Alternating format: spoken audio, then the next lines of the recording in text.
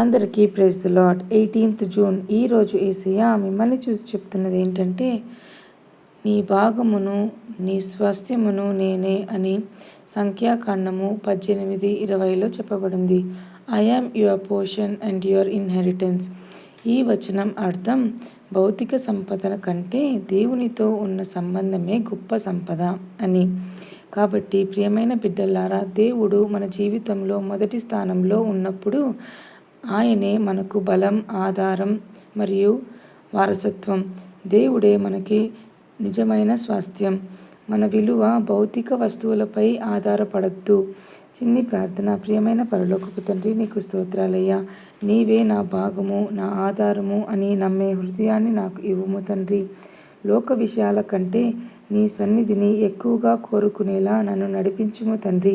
యేసు నామములో అడిగి వేడుకుంటున్నాము తండ్రి. ఆమెన్.